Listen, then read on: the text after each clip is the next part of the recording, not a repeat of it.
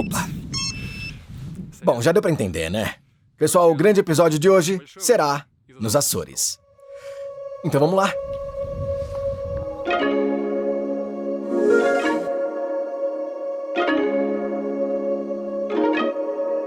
Senhoras e senhores, apresento a vocês os Açores. Um lugar muito verde, isolado, com um clima único e uma paisagem incrível.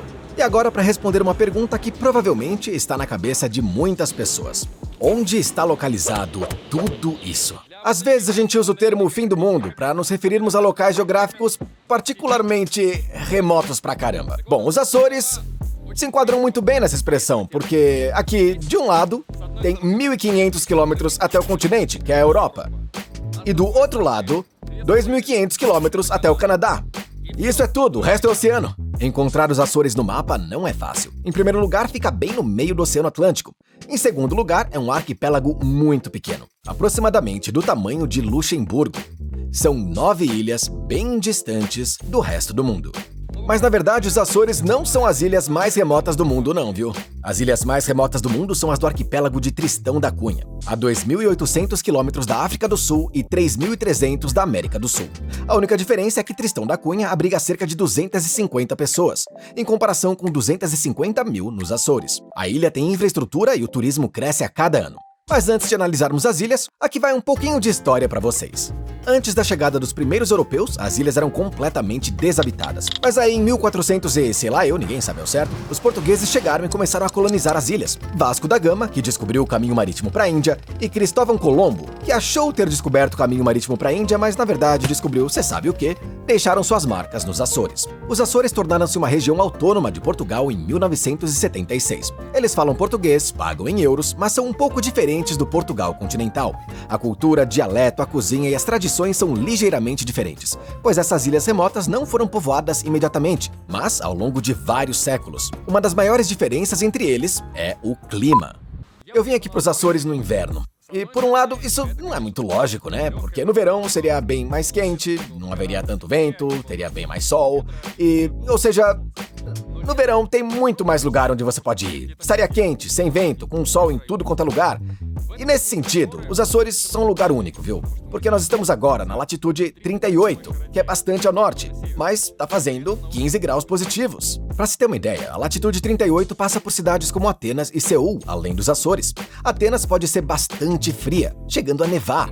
Em Seul, a temperatura em janeiro pode ser tão baixa quanto 15 graus negativos, e claro, neva aqui também. Nos Açores nunca nevou e nem congelou na história observada. Quer dizer, claro que é certamente muito mais frio no inverno, porém o clima aqui é bastante ameno. E se tiver sol, que hoje no caso não tem, né? Geralmente é bem glorioso. O segredo desse clima é a corrente quente do Golfo, que atravessa o arquipélago e aquece o oceano. E embora possa parecer rigoroso aqui, a temperatura da água nos Açores fica entre 16 e 25 graus Celsius durante o ano todo, dependendo da estação. O ar aqui no inverno também é moderadamente quente. As pessoas usam jaquetas leves, especialmente em casos de chuva. Não há aquecimento central nas ilhas. Enquanto nos países mais frios geralmente há radiadores de ferro fundido, aqui há um vaso de flores. Então, não é considerado indelicado usar uma jaqueta dentro de restaurantes. Resumindo, o objetivo da minha viagem é descobrir se os Açores são bons no inverno. Faz sentido vir aqui em janeiro e fevereiro, ou é melhor adiar essa viagem pro verão, hein? Vamos ver! As vantagens do inverno nos Açores começam assim que você aluga um carro. É possível conseguir um carro mais barato na baixa temporada. Se você não estiver acostumado com o automático, não há muita escolha. Aqui é Portugal e temos que sacrificar alguma coisa. No meu caso, é o espaço. Tudo um pouquinho apertado aqui, né? Vamos começar a explorar a primeira e maior ilha, chamada São Miguel. E ela é muito grande, porque fica 1h30 de carro de uma ponta até a outra. E isso, para os padrões locais, é um longo caminho. São Miguel começa na cidade de Ponta Delgada, a capital da ilha e lar de 1/5 da população de todos os Açores. Menos pessoas, menos problemas, especialmente para a polícia. Sobre atividade criminosa, eu ouvi dizer que... Very low, yes. Quase não existe, então. Yes. Eu achei a cidade bastante vazia. É o que parece, não há muito o que fazer, exceto olhar para as calçadas. Sério, os portugueses são profissionais em colocar ladrilhos. O processo aqui é uma arte. Os ladrilhos são colocados nos padrões e formas mais bizarros, e tudo parece muito legal. Como, por exemplo, na Avenida das Estrelas dos Açores. Aqui os azulejos não estão apenas no piso, mas também nas paredes. É um azulejo tradicional português. É usado para nomes de ruas, mosaicos de pontos de ônibus e edifícios. Parece chique, mas se você já esteve em Portugal, não é nada de novo. Agora vamos falar sobre a população local. Aconteceu de eu estar em uma festa na cidade em que todos estavam presentes. Exército, crianças, clero, paroquianos, mas nem todos os moradores pareciam felizes com o cara aqui da câmera. Então eu decidi que seria melhor sair da cidade, especialmente porque as coisas mais interessantes, como sempre, começam fora dela.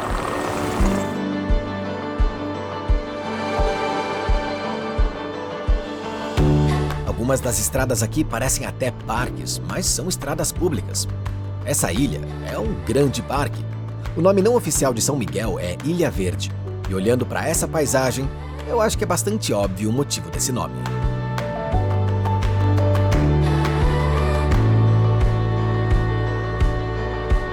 Essas colinas verdes contra o oceano lembram até as Ilhas Faroé, só que um pouco mais urbanizadas. Ou então a Suíça, como por exemplo aqui. O verde dos Açores se deve ao clima e às montanhas, que prendem as nuvens e criam muita umidade. O ar é bem úmido aqui, os nevoeiros são bastante frequentes. O resultado disso é uma pastagem perfeita que se estende até o horizonte.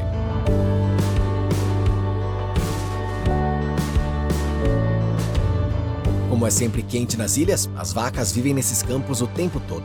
Elas dormem aqui e são ordenhadas logo ali. Para as vacas, os Açores são um ótimo resort de saúde. Os Açores são muito parecidos com as Ilhas Faroé em muitos aspectos, mas as Ilhas Faroé não têm florestas. Nesse aspecto, os Açores são bem melhores, e as florestas são um aspecto muito interessante da ilha. O que mais me surpreendeu aqui em São Miguel até agora foi a abundância de flora, porque tudo é tão verde, tantas árvores, é muito fácil respirar aqui, talvez por causa da umidade e, claro, né, por causa de toda essa vegetação, ela tá em toda parte.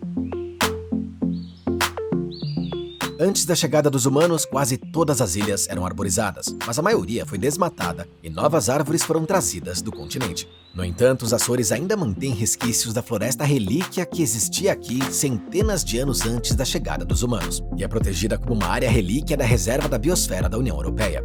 Os Açores são um dos lugares mais limpos do planeta, não há indústrias nocivas em um raio de 1.500 quilômetros, e devido à umidade e ao clima, tudo é coberto de plantas. É bem difícil transmitir isso em um vídeo, mas os Açores são floridos e perfumados, mesmo no inverno. É incrível. Em alguns lugares eu me sinto como se eu estivesse na selva da Costa Rica, então tem muito verde, muitíssimo verde. O forte isolamento da ilha possibilita a coleta de plantas e árvores que estarão protegidas no caso de uma grande epidemia no continente. Os Açores são como uma arca Noé da flora, e todo tipo de planta é trazido para cá de todas as partes do mundo. Tem bambu, algumas palmeiras que eu nunca vi antes, e essa ficus da Austrália. Não parece muito grande, mas quando você chega perto dela, vê que é gigantesca. Em suma, em termos de flora, há uma grande diversidade. Para descrever com mais precisão toda essa biodiversidade nos Açores, a gente tem que introduzir um termo especial nesse episódio aqui. O termo é endêmico, específico de uma determinada área geográfica. Esse termo é aplicado principalmente à flora e à fauna e significa que uma espécie é encontrada somente em uma pequena região. Então, por exemplo, o canguru australiano só é encontrado na Austrália, ou a tartaruga de Galápagos, que só é encontrada em Galápagos. Já nos Açores, há 411 espécies endêmicas. Elas só são encontradas aqui e em nenhum outro lugar. Há plantas endêmicas, insetos endêmicos, mas dessa longa lista, eu só consegui mesmo ver o morcego dos Açores. Um morcego que não caça à noite, mas durante o dia, e é o único que vive por aqui. Aqui também é o lar de aves endêmicas, como o priolo dos Açores. Os pássaros em geral são abundantes nos Açores, fazendo ninhos e usando as ilhas como local de descanso para atravessar o oceano. O lado positivo é que não há mosquitos, nem animais perigosos ou venenosos, e os Açores também estão fora das principais áreas epidêmicas. De alguma forma, tudo vai muito bem. Mas aí você me pergunta, peraí, então não tem nenhuma desvantagem? Bom, em primeiro lugar, tem muito mofo nos prédios por causa da umidade. E em segundo lugar, tem um imposto sobre gatos.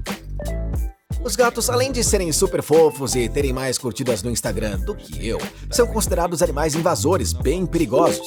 Várias espécies de pássaros desaparecem aqui por causa dos gatos, mas ainda assim encontrei muitos gatos. Em terceiro lugar, já que estamos falando de inverno, a maior desvantagem é o clima instável e os ventos muito fortes que sopram nas ilhas durante o inverno. Mas em geral, quando o sol brilha aqui, a temperatura e o clima são perfeitos. Não é frio nem calor, uma brisa fresca e simplesmente perfeito. A brisa fresca pode ser bem forte, mas o principal problema é que o clima muda com muita frequência durante o inverno. Esse é um problema de todas as ilhas que ficam no Atlântico, porque o Atlântico é imprevisível, então o clima muda literalmente em minutos. Embora o céu esteja claro à tarde, o vento do Atlântico deve trazer nuvens à noite, e o tempo deve piorar novamente pela manhã. Ninguém aqui confia na previsão do tempo.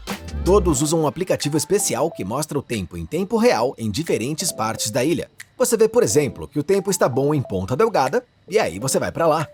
Pra ser sincero, eu tive bastante sorte com o clima aqui.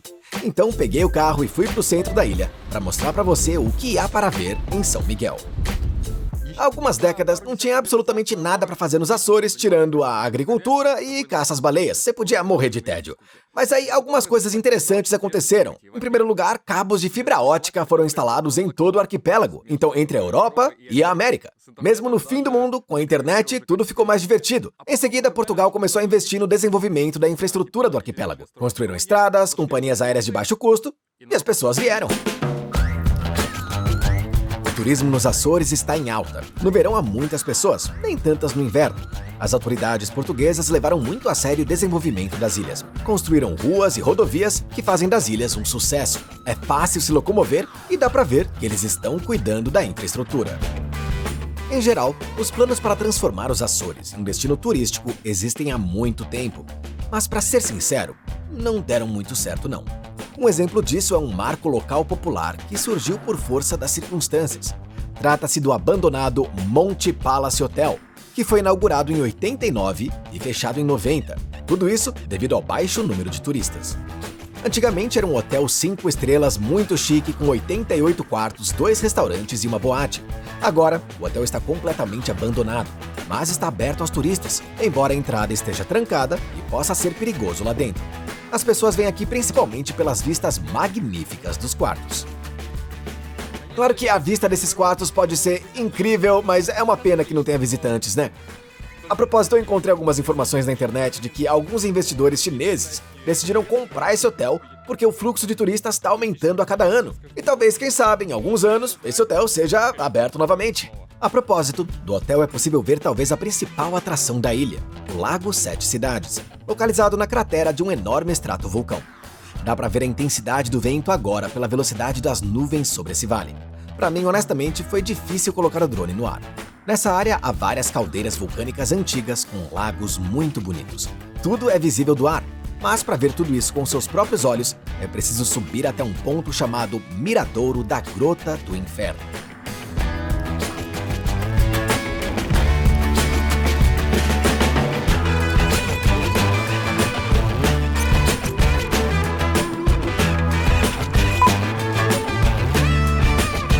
Infelizmente eu não tenho cabelos compridos e sedosos, porque no momento eles estariam presos para trás, viu que o vento aqui é tão forte que é difícil resistir fisicamente a ele. Esse deck de observação tem uma excelente vista dos Açores, além da região chamada Sete Cidades. Sim, na cratera de um vulcão com 5 quilômetros de diâmetro e 400 metros de profundidade, os açorianos construíram uma cidade onde ainda vivem 800 pessoas. E se você não soubesse que isso é um vulcão, poderia pensar que se trata de uma espécie de pequena Suíça.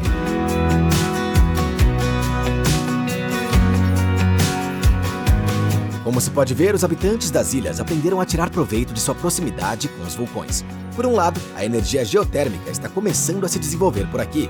Não tão rapidamente quanto na Islândia, claro, mas as primeiras usinas geotérmicas foram construídas e estão em operação em várias ilhas. Em segundo lugar, há um grande número de fontes termais, que são locais turísticos. Você pode nadar bem na costa em uma piscina bem pequena, mas o melhor lugar para ir é nas montanhas, como nas encostas do vulcão Fogo. A principal atração local é a cachoeira, com sua água quente e alto teor de ferro.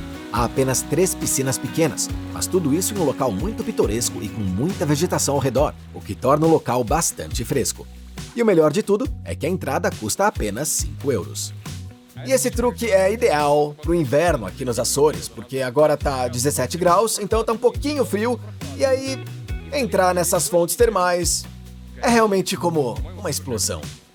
Em geral, os vulcões dos Açores são mestres arquitetos e às vezes criam verdadeiras obras-primas. Gostaria de mostrar agora uma dessas obras. O Antônio mandou avisar que não vai mais fazer vídeos, porque você não se inscreveu no canal dele. Então se inscreva, que ele continua compartilhando alegremente as suas viagens.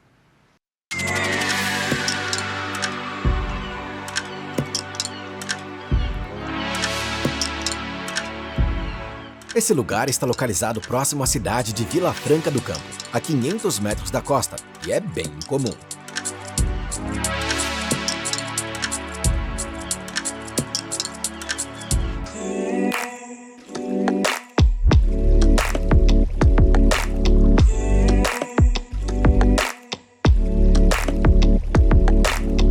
Trata-se de uma ilha vulcânica desabitada, criada por uma erupção vulcânica subterrânea. O resultado é uma caldeira de 150 metros de raio. Quando você olha para tudo isso do ar, é muito difícil acreditar que a natureza criou isso aqui, porque esse círculo no centro é quase perfeito. A melhor coisa é que no verão, os barcos navegam regularmente por aqui, e o local é usado como uma praia natural, protegida das fortes ondas do mar. A profundidade aqui é de 20 metros. Os vulcões têm muito a ver com a ilha. A maioria das praias é de areia escura e o litoral é pontilhado por rochas vulcânicas negras. A pedra vulcânica também é usada no design de hotéis. Fiquei uma noite em um hotel chamado Volcanic House. Mas vamos voltar aos vulcões por um momento. Os vulcões são uma das razões pelas quais os Açores são tão ricos em vegetação. O solo vulcânico tem um alto teor de sulfato, o que é um ótimo fertilizante. Acrescente a isso a ausência de inverno e você tem um solo fértil quase perfeito. Vou falar com você agora sobre agricultura. E não é que eu fiquei totalmente doido, mas é que você pode cultivar praticamente qualquer tipo de fruta aqui graças ao clima. Por exemplo, o abacaxi. Os Açores são o único lugar do mundo onde eles são cultivados em estufas, e tem esse aspecto aqui. Pois é, os abacaxis não crescem em palmeiras, são gramíneas. Também não se conservam por muito tempo, por isso são enviados para outros países ainda verdes. E agora um breve histórico de como chegaram aqui. Há alguns séculos, os Açores forneciam laranja para toda a Europa. Sim, eu falei laranja e não abacaxi, e eles cultivavam muitas delas, como você pode imaginar, porque os Açores são pequenos e a Europa é muito grande. Mas naquela época, houve algum tipo de mudança climática e toda a laranja na ilha morreu. Foi um grande problema porque são necessários 10 anos para que as laranjas comecem a frutificar em massa. E o abacaxi leva apenas 2 anos. Os abacaxis dos Açores são considerados os menos ácidos do mundo e têm um sabor bem doce. Não paramos nos abacaxis porque tem uma fábrica de chá nos Açores. Nas ilhas, dizem que é a única da Europa. E aqui, é claro, é cultivado o chá. Ele foi trazido por marinheiros portugueses retornando da Índia de navio. O mais interessante é que os Açores convidaram 2 especialistas em chá de Macau. E aí eles vieram para cá e, sob controle deles, esse chá todo aqui cresceu. E, portanto, podemos dizer que esse chá que tem aqui nos Açores é o mais próximo possível do chá chinês. Nessa fábrica há produção, máquinas e até mesmo um sommelier de chá que degusta os produtos. No verão, tudo isso está em funcionamento e você pode ver com seus próprios olhos como o processo de fabricação do chá é feito. Mas no inverno, como não é época de colheita e as plantações já foram colhidas, as instalações ficam vazias. A única coisa aberta é a loja, onde o chá é oferecido de graça, e ele é muito bom. E o mais legal de tudo isso é que a visita aqui é gratuita e ninguém te obriga a comprar o chá aqui, mas claro que você acaba comprando, né? Um saquinho de chá custa menos de 3 euros. Obrigado, mas a verdadeira descoberta para mim em São Miguel foram 2 coisas. A primeira foi, curiosamente, os parques. Nunca na minha vida inteira eu teria pensado que eu viria aqui para os Açores e ficaria apaixonado pelos parques. Os parques são um dos pontos fortes dessa ilha.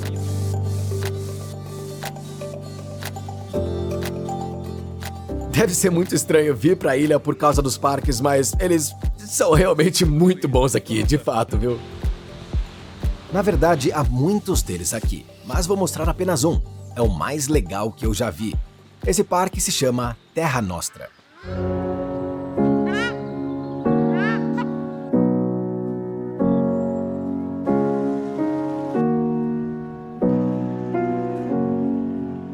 Em geral, eu tô um pouco confuso com a palavra parque. Esse lugar é mais parecido com uma floresta, porque quase não há pessoas aqui. Há dezenas de milhares de plantas. É difícil expressar em palavras como é perfumado aqui e como tudo é tão pacífico e bonito.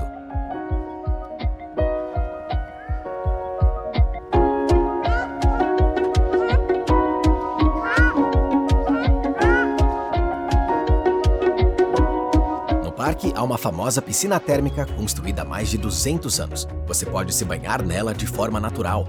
Há outras fontes termais e muitas pessoas vêm até aqui para conhecê-las. Mas a melhor coisa para mim é caminhar por essas trilhas e me sentir tranquilo. Eu sei que o que eu vou dizer agora vai fazer parecer que eu tenho uns 80 anos, mas olha, nunca na minha vida eu gostei tanto assim de um passeio no parque, viu? Recomendo mesmo que você visite se estiver nos Açores. A segunda coisa que me agradou nessa ilha, que também não é óbvia, foram os miradouros. São Miguel é repleta de belas paisagens. A geografia dessa ilha é tal que há alguns penhascos bem íngremes de frente para o oceano. Em geral, há beleza em toda parte. E os Açores aproveitam isso ao máximo. Há dezenas de miradouros, às vezes um depois do outro, e todos eles são bem equipados, com áreas para churrasco a lenha, bancos, mesas e gazebos. Eu tentei parar em quase todos eles, e olha, não me arrependi nenhuma vez.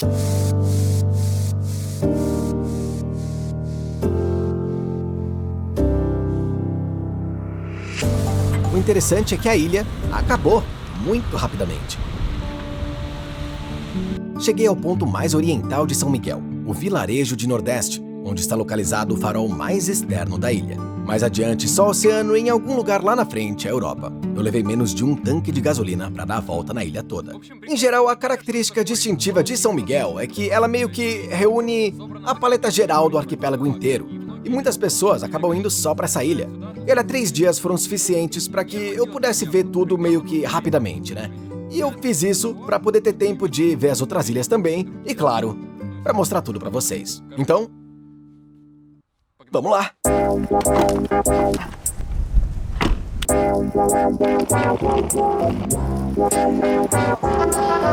Claro que é possível sim viajar entre as ilhas usando uma balsa, só que no inverno não tem outro jeito, só é possível viajar de avião mesmo, viu?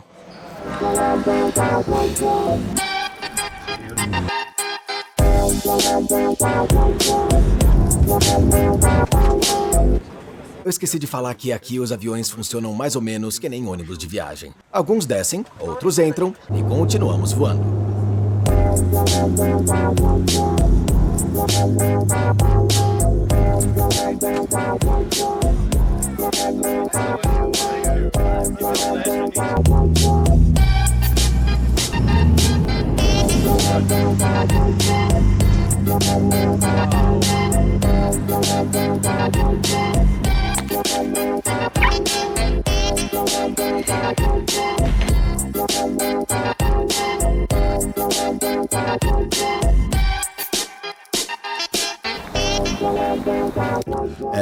Claro que provavelmente não é a melhor ideia usar um roupão a 11 graus, né? Mas a gente tá numa ilha, né? Essa em particular se chama Faial e outra um pouquinho mais distante se chama Pico. Eu pretendo passar alguns dias lá e percorrer em detalhes, porque as ilhas não são tão grandes. E a gente vai começar com essa ilha aqui e a sua capital, cujo nome é Horta. Como você deve se lembrar, os Açores estão situados entre a Europa e a América. E a ilha do Faial, onde estamos, tem a baía mais conveniente de todas as ilhas do arquipélago. Ela é razoavelmente bem protegida de ondas fortes e costumava ser um campo de pouso. No século passado, os aviões não podiam cruzar o Atlântico sem fazer uma escala e precisavam de um local para reabastecer. Esse lugar se tornou Faial. Atualmente é uma das marinas mais visitadas do mundo e o local onde todos os marinheiros se encontram ao cruzar o Atlântico. Aqui, se necessário, os barcos podem ser conservados para o inverno, esperar uma tempestade ou simplesmente parar por uns dias para reabastecer os suprimentos, secar as coisas ou simplesmente descansar. Não há muitos iates aqui durante o inverno, claro, mas eu me deparei com um. Era um iate britânico, o Challenger, que voltava do Caribe. O melhor de tudo é que havia um bielorrusso na tripulação. Ao longo da sua existência, essa marina desenvolveu algumas tradições bem interessantes. Tem uma tradição muito legal aqui na Marina de Horta. Todo barco que chega aqui tem que deixar um desenho Como lembrança. Como você deve imaginar, já teve muitos barcos, muito iate aqui ao longo dos anos, então realmente tem muito desenho aqui.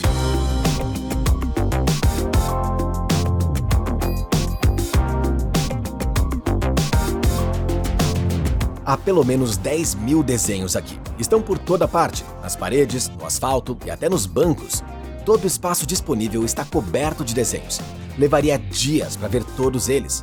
Vários pilares estão cobertos com esses desenhos. E olha, para ser bastante sincero, eu já tô cansado de filmar eles, viu? São simplesmente muitos. Cada um dos desenhos geralmente mostra o nome do iate, os nomes da tripulação, o país e ano da visita. Algumas pessoas não se esforçaram nem um pouco nos desenhos, mas outras se dedicaram de corpo e alma a eles. A verdade é que é uma grande tradição, porque você anda por aí e vê história. Eu acho que eu tenho que agradecer ao Conselho Municipal, não apenas por não proibir, mas também por apoiar a tradição. Alguns dos desenhos têm mais de 20 anos e a tinta começa a desbotar com o tempo. É por isso que alguns desenhos são encerrados. Mas a coisa mais legal de todas são as placas de azulejos. Olha só essa placa aqui. Ela tem mais de 10 anos, mas parece que foi colocada ontem. Olha, se você pretende perpetuar sua inscrição aqui, traz algo mais resistente do que tinta, tá? Os azulejos são ideais. E pra te fazer feliz, olha, ainda tem espaço, viu? Então pode ficar tranquilo, tá? Fica tranquilo. Mas a tradição não termina aí. Horta também abriga o que provavelmente é o café náutico mais famoso do mundo, com mais de 100 anos de idade. Chama-se Peter Café Sport. Muitas celebridades do mundo da vela já passaram por aqui e, de fato, todo mundo que chega em um barco à vela passa sim por esse café porque é uma tradição.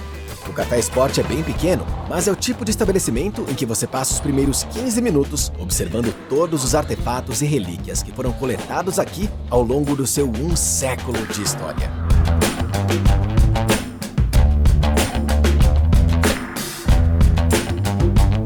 O estabelecimento é administrado por 3 gerações da mesma família. O mais jovem na foto é José, o atual proprietário do estabelecimento, que trabalha aqui há mais de 40 anos, e ele é bastante popular. It was my grandfather started a café in 1918, but we are here on the street since 1901. We start to help the sellers in very small things, but they were very important for them, and it's because of them that the small café in this small island become well known. A cafeteria oferecia um local para trocar dinheiro e, mais importante, uma agência de correio para onde as famílias dos marinheiros enviavam cartas. E, é claro, havia um lugar para comer. Não sei como era a comida na época, mas agora é bem boa. No primeiro andar da cafeteria há também um museu de Scrimshaw. Scrimshaw é a arte da gravação em osso e é uma das maiores coleções particulares do mundo.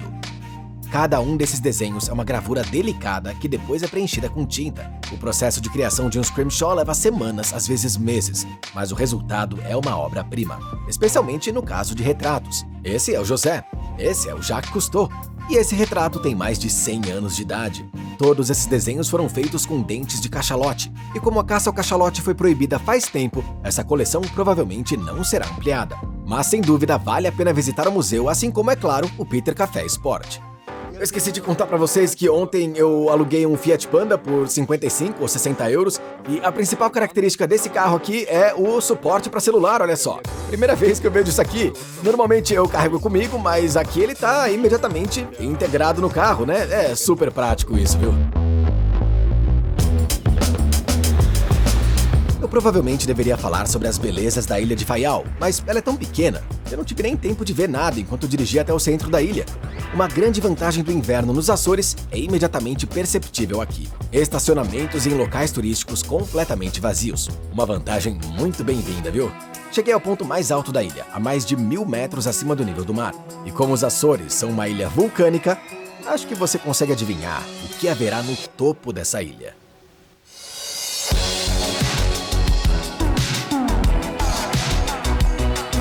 Uma grande vantagem dessa caldeira é que há uma rota de caminhada, e se tudo ao redor não estiver coberto por nuvens, como geralmente acontece, dá até para caminhar ao redor do perímetro da cratera. Eu tive muita sorte com o clima. Primeiro, as nuvens se abriram sobre Faial, e depois, apesar de todas as previsões, que eram muito ruins, o céu começou a clarear também sobre a ilha vizinha de Pico, revelando o topo da montanha que normalmente fica escondida atrás das nuvens. Eu juro que eu fico tão feliz em momentos como esse, tipo, que nem uma criança, porque eu tinha me conformado com o fato de que eu não iria ver essa montanha sem as nuvens. Mas olha só, ela tá logo aqui, olha lá, o topo ali, olha lá. Não se preocupa comigo não, tá? Eu já marquei consulta com o oftalmo. Provavelmente faria mais sentido falar sobre essa montanha quando você e eu estivermos na ilha. Mas como o tempo tá tão bom, não vale a pena esperar. Eu vou contar por que eu tô tão empolgado. A verdade é que essa montanha Pico, ela não é muito alta não. 2.351 metros acima do nível do mar. Mas e se eu te dissesse que ela é uma das montanhas mais altas do mundo? O fato é que a gente só consegue ver o topo, né? A maior parte está escondida sob a água. Portanto, se toda essa montanha estivesse acima da água, ela teria mais de 8.400 metros de altura e seria uma das 10 montanhas mais altas do mundo. Nesse caso, a altura do pico seria apenas 400 metros menor que a do Everest. Pessoal, olha só, se vocês tiverem um pouquinho de sorte com o clima, como eu tive no Faial ou no Pico, uma experiência inesquecível tá garantida, viu? Esse aqui é o Fujiyama português, de fato. Pico provavelmente não é tão parecido com Fujiyama, mas as emoções que ele fez em mim foram mais ou menos as mesmas, viu? Seguimos mais adiante na ilha para ver outro ponto muito importante, que também está relacionado ao vulcão, mas dessa vez em um contexto mais triste. O fato é que Faial é o local de uma das maiores erupções da história recente dos Açores, e os vestígios dessa erupção podem ser vistos por si só perto da pequena vila de Capelo, no lado oeste da ilha. Trata-se de um farol bastante comum, mas que, na verdade, desempenha um papel fundamental na história. Como você sabe, a visibilidade de um farol é um dos principais critérios para sua localização. Portanto, os faróis geralmente são construídos perto da costa, onde são claramente visíveis de todos os lados, ou seja, bem perto do oceano. O farol que você está vendo agora foi construído exatamente nos mesmos moldes. Ele estava situado bem na borda da ilha. Pelo menos foi assim até 1957. Esse foi o ano em que o vulcão Capelinhos entrou em erupção, o que fez com que a costa da ilha ficasse desse jeito. Tem vulcões que entram em erupção rapidamente e depois se extinguem imediatamente. Tem vulcões que soltam fumaça por um certo tempo. E o Capelinhos é um vulcão muito diferente. Ele não entrou em erupção por um dia, uma semana ou até mesmo um mês. Ele ficou em erupção por 13 meses seguidos. A erupção vulcânica acrescentou quase 2,5 km² à ilha. Agora ela pode ser vista e o farol não está mais na borda, mas em algum lugar à distância. As consequências da erupção, que durou mais de um ano, foram graves para Faial. Quase 1/3 de toda a população da ilha foi embora. O governo começou até a distribuir moradias gratuitas, mas as pessoas continuaram indo embora porque não sabiam o que aconteceria em seguida. Depois da erupção, os Estados Unidos começaram a emitir vistos para os Açores e cerca de 1.500 pessoas emigraram para os Estados Unidos. Atualmente, a diáspora açoriana cresceu de 1,5 milhão de pessoas para muito mais que isso. Vários vilarejos próximos ao vulcão foram os mais afetados, especialmente o vilarejo de Capelo. Ali, as coisas ainda estão destruídas.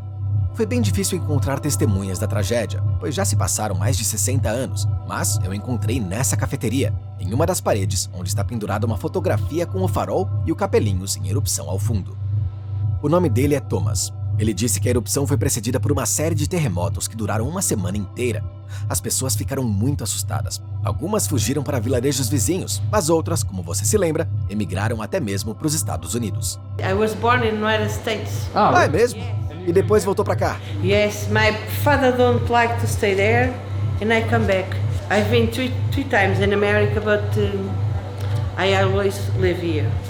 Mas aqui é bem bonito, né? Yes. É realmente lindo aqui. That's why I don't miss America. O lugar realmente é muito bonito. Quanto à vila, nunca se recuperou totalmente. Cerca de 500 pessoas vivem em Capelo atualmente. Isso é 5 vezes menos do que em 1957, antes do início da erupção.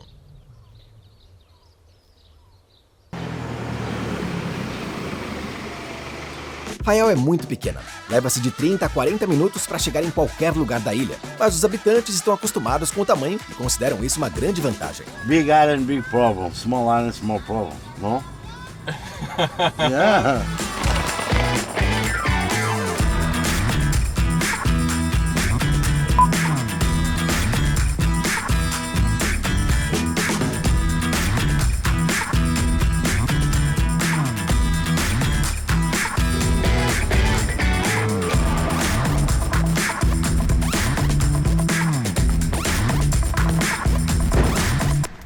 Esse é o terceiro carro que eu dirijo nos últimos dias. Eu acho que daqui a pouco eu vou virar blogueirinho e analista de carros.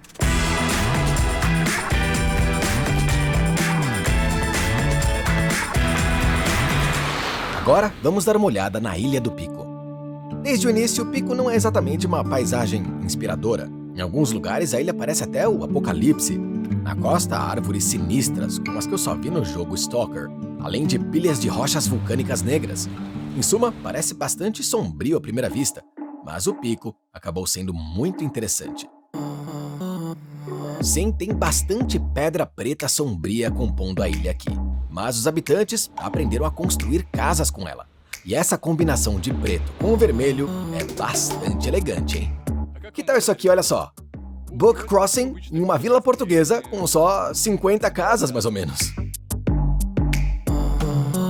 A ilha inteira é essencialmente uma montanha, e em montanhas é difícil encontrar praias, mas o povo de Pico soube lidar com isso. Aqui são construídas piscinas naturais, protegidas das ondas fortes e equipadas com tudo o que é necessário. E alguns vilarejos simplesmente constroem piscinas normais ao ar livre e as convertem em piscinas municipais, o que é também uma ótima solução.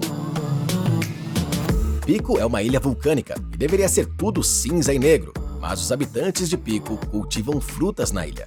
Por aqui crescem bananas, laranjas e limões, e a ilha é bastante verde.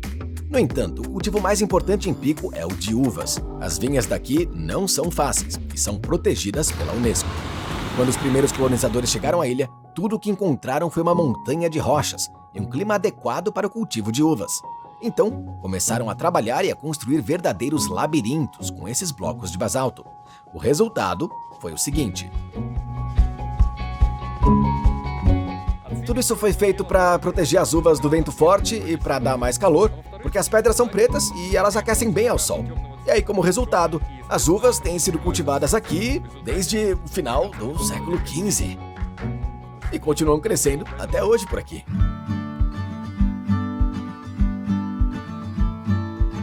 Essa é a paisagem vinícola única do Pico, protegida pela Unesco. Durante o inverno, isso aqui parece mais um Tetris de basalto, mas durante o verão, quando as uvas começam a florescer, é tudo muito pitoresco. Agora vem uma parte interessante. O vinho desses vinhedos foi encontrado nas adegas de uma família real do Império Russo, e isso me foi dito por várias pessoas que eu conheci na ilha. Então, eu fui em busca desse vinho. Fui a várias lojas de vinhos, mas só encontrei ele nessa cafeteria bem legal. O vinho se chama Czar, o que, como você pode imaginar, é bem parecido com a palavra Kaiser. Uma taça aqui custa 5 euros, mas o proprietário tem garrafas mais caras que essa. I pay 1,200 euros Por uma garrafa? for a special collect for one bottle. Essa é a cara de uma garrafa desse vinho. E o hospitaleiro proprietário desse restaurante me ajudou a encontrar quem é o produtor desse vinho.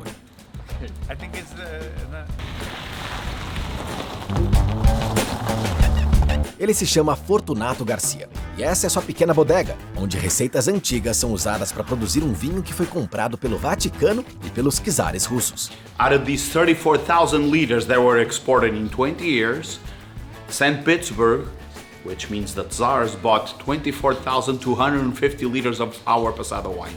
It is the biggest importer of our Pico Passada wine was the Tsars. That's why my dad named Tsar our wine, which I think was a very fortunate name. A singularidade desse vinho é que ele não é fortificado, ou seja, não é adicionado álcool, mas atinge um teor alcoólico de 18 graus ou mais.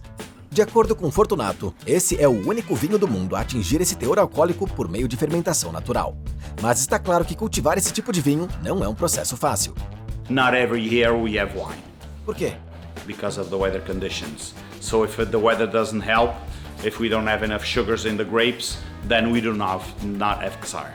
Aqui vai um exemplo. 2007, 2008, 2009 e o vinho de 2010, por outro lado, não está aqui, porque as uvas não eram suficientemente doces.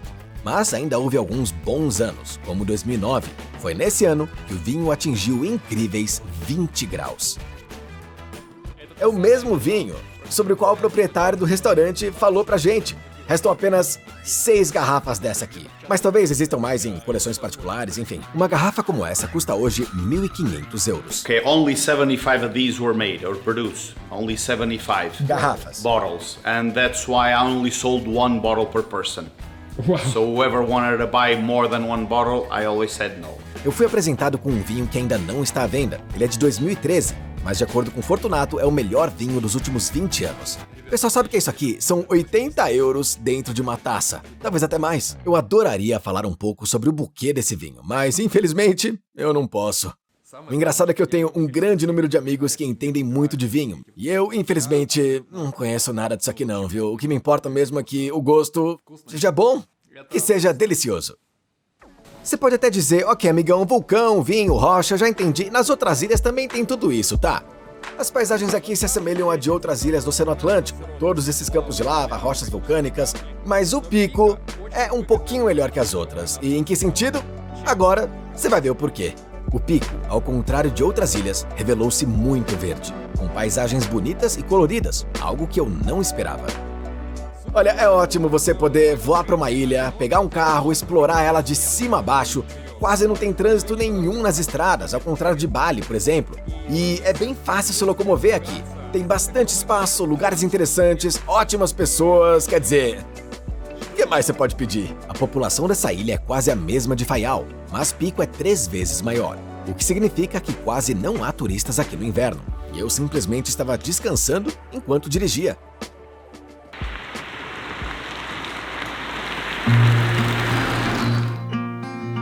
A rota mais interessante foi uma viagem direto ao vulcão. As nuvens no cume do pico podem assumir formas completamente diferentes. Às vezes, a montanha parece mudar de chapéu, e às vezes fica simplesmente coberta de nuvens. E esse é um processo muito hipnótico. Nas encostas do pico, há pastos perfeitos, muita vegetação, tudo é muito verde. Resumindo, tudo aqui é bonito demais.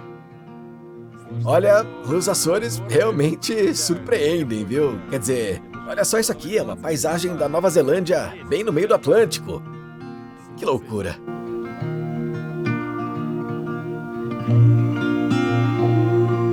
Perto de Pico, há uma estrada que sobe as montanhas. Naturalmente, há neblina, e naturalmente, eu fui pego em uma delas. Eu não consegui ver foi nada. Essa era a aparência da montanha em si, mas de modo geral, o lugar é extremamente pitoresco.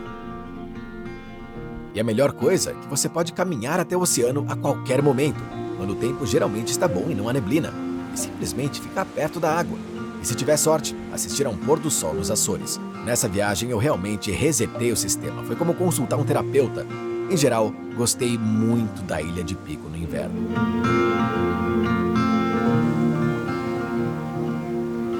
Olha, Pico acabou sendo muito bom, viu? Mas primeiro, eu voei aqui no inverno, não tem pessoas aqui no inverno, que é super legal. E segundo, eu tive bastante sorte com o tempo, porque todas as previsões diziam que choveria, mas como você pode ver, não choveu nada. Até o momento, Pico pra mim é a melhor coisa e o melhor lugar que eu vi aqui nos Açores. Mas eu disse até o momento, porque agora eu tô indo voar para mais uma ilha. Foi só falar que o tempo estava bom, que as ondas aumentaram à tarde e pela manhã, quando eu tinha meu voo, o tempo finalmente ficou ruim. O vento estava tão forte que a minha mala de 20 quilos conseguiu viajar sozinha, sem perigo. Resumindo, o tempo estava uó. Infelizmente, cancelaram meu voo.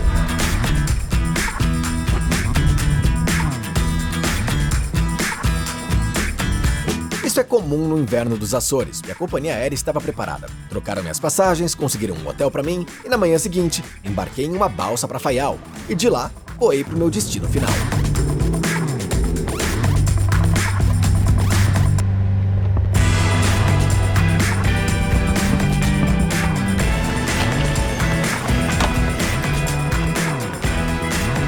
Acho que isso mostra muito bem o caráter da ilha, né? Tava chovendo quando eu desci do avião, aí eu saio do aeroporto e o sol tá brilhando. Essa ilha é chamada de Flores. É a ilha mais ocidental do arquipélago e uma das menores. Apenas 3.700 pessoas moram aqui. Recentemente, não se pode nem mesmo nascer aqui. é preciso voar para São Miguel ou Faial. Para se ter uma ideia de como a ilha é compacta, a pista do aeroporto local simplesmente atravessa as ruas da capital, Flores, e basicamente divide a cidade em duas partes. Portanto, para chegar a outra rua, você tem que fazer um desvio em torno do aeroporto. É muito divertido. Flores deve seu nome à abundância de vegetação, e entre ela, as flores da ilha. Eu teria continuado a falar, mas o sol tá brilhando, o que é raro na ilha, então a gente tem que ir. Ao dirigir ao ponto principal do meu itinerário, não encontrei um único carro na estrada. Flores fica bem longe da parte central do arquipélago, e por isso, especialmente no inverno, não há turistas por aqui. Essa ilha é um verdadeiro parque jurássico, com paisagens fantásticas e natureza quase intocada.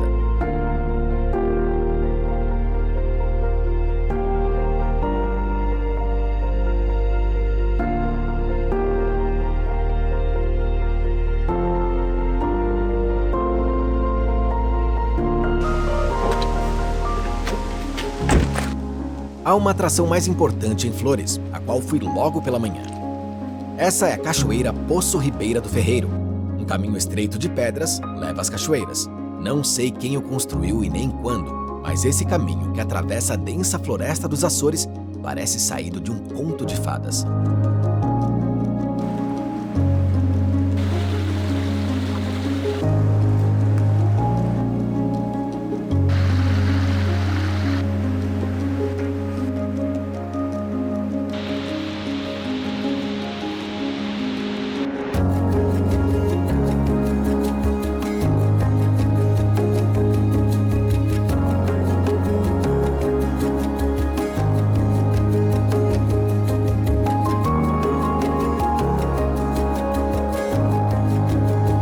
Eu tô me sentindo agora como um pioneiro português que chega e acha algo totalmente novo.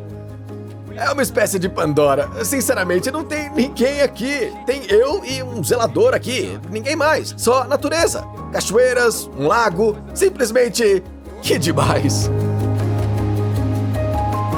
No final, descobri que ele não era um zelador, mas sim um morador local que cortava a grama. Portanto, pode-se dizer que ele estava sozinho. Foi uma experiência incrível. Você não deve ter notado, mas eu vim para os Açores com um drone novo.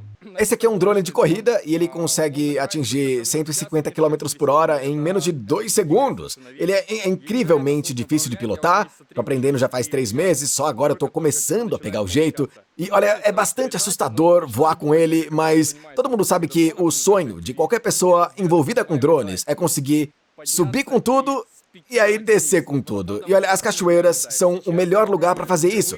Vou tentar fazer isso pela primeira vez, perto dessa cachoeira aqui. Eu tô bastante animado e eu espero que eu consiga. Vamos nessa.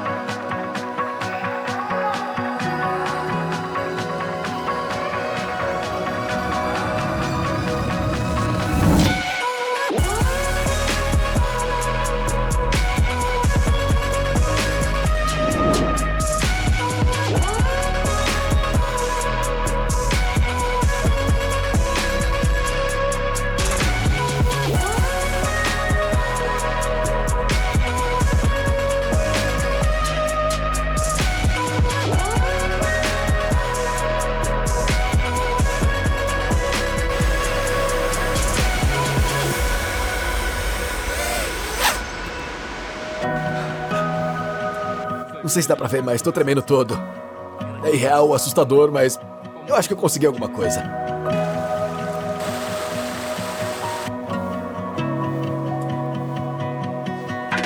Enquanto eu dirigia por Flores, fiquei pensando aqui comigo.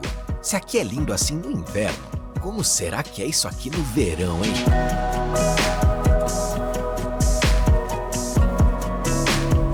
Infelizmente eu não consegui ver todas as ilhas, mas pelo que eu vi, Flores definitivamente é minha ilha. É difícil chegar, tem pouquíssimas pessoas, a beleza de tirar o fôlego e eu sempre tenho essa sensação que não me larga, de realmente estar no fim do mundo. Quanto ao fim da ilha em si, também a encontrei.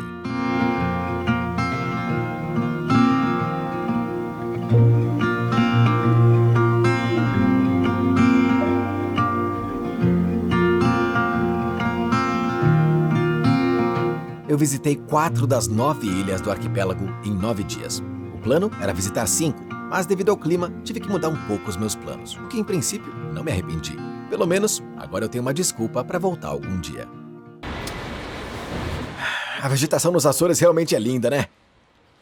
Na verdade, eu não tô mais nos Açores, eu tô em Lisboa, aqui no aeroporto. Vou mostrar pra vocês um pouquinho. É assim a cara dele, tem uma cafeteria aqui do lado do aeroporto. Isso aconteceu porque o tempo piorou de novo nas ilhas e eu tive que mudar o meu voo pra conseguir partir. Então eu tô gravando os meus comentários não em um miradouro com uma bela vista, mas na frente dessas flores de plástico safadas no aeroporto. Desculpa aí. Eu voei pras ilhas no inverno e, pra ser sincero, eu quase nunca me arrependi. Porque ainda são lindas, de tirar o fôlego, tem muito verde, o que é muito importante pra mim, quase não tem gente. Mas tem uma desvantagem em meio a todo esse esplendor, e é o clima, né? Ele é imprevisível. Não vou me queixar, eu tive sorte sim, então cabe a você decidir o que escolher, inverno ou verão. O verão provavelmente é mais bonito ainda, mas o inverno ele é simplesmente incrível. Pessoalmente estou muito feliz. Fazia muito tempo que eu não tinha um descanso assim pra alma, sabe? Só, dirigindo por aí, apreciando a beleza, a torto e a direito. Um lugar fantástico, de fato. E no final, eu percebi que eu tava ficando um pouquinho triste por haver cada vez menos lugares tão incrivelmente belos e completamente desconhecidos na minha lista. Pra mim, descobrir e explorar esses lugares é a melhor parte da viagem. Então, eu desejo que cada um de vocês consiga descobrir os seus próprios lugares, porque é incrivelmente legal. Então, enfim, viagem. Ainda vale a pena. A gente se vê.